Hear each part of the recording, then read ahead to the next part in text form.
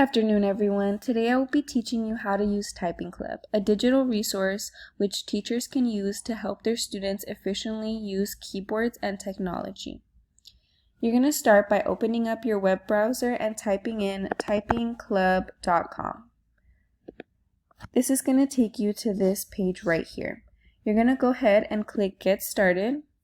This button is going to lead you to their first lesson that they consider. This is called the Typing Jungle. In order to exit this lesson and find more lesson plans, you can go ahead and go to this drop-down menu and click More Lesson Plans.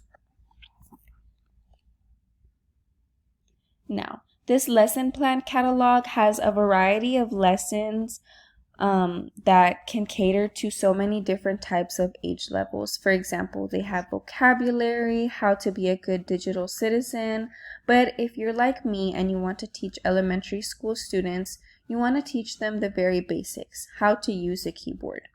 So what I did was I downloaded the Jungle Junior lesson plan.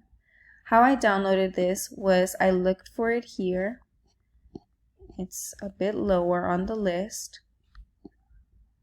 Right here, and you're gonna press Get. It's gonna download it, and you're gonna go ahead and open your lesson plan, and it's gonna take you to these boxes here. These are the mini lessons within the lesson plan. Once you click on them, it's gonna automatically start playing a video which teaches you the objective of the lesson. These videos are no longer than about 3 minutes, which I really like because it helps elementary students with that short attention span. This goes through the basics of keyboards, for example, how to find the letter A, how to use the letter A, and things like that. As you go through the lesson, you can see that it practices how to use a combination of the letters, how to practice short words, and things like that. This can be really helpful in the elementary setting if you're just introducing keyboards and iPads and computers to the students, but it can also be helpful if you're in that middle and high school level because it teaches you how to use the internet and how to use these digital resources that we may not be familiar with.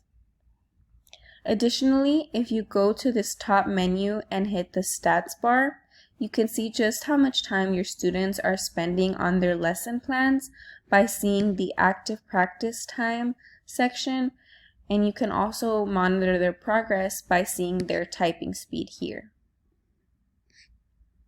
Additionally, if you scroll down, you can see a practice calendar and a punch card in which you can log how much time your students are using on this resource.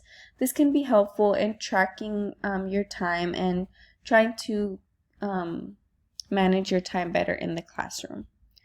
The last thing I will go over is the badges section for this website. This would be a good extrinsic motivator for your students, those students who don't really do well if you just tell them to do an assignment. These are badges that the students can gain by completing these lessons. For example, some of them include a 5-day streak. So if your students complete a 5-day streak, they earn this badge, and you could probably reward them with like a candy or a sticker or something. They also have things like Weekend Hero. So if you share this resource with parents and the students decide to practice their typing on the weekend, I think that could be a good way to, hone their skills.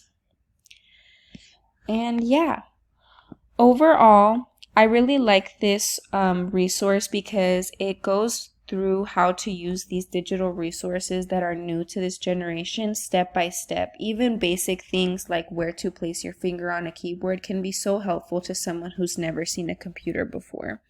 I like it because, like I said, you can cater it to elementary but also middle and high school students who want to speed in their typing. And it's completely free. So the students and parents can use this at home as well. I thank you for your time and hope that this was helpful to you. Thank you.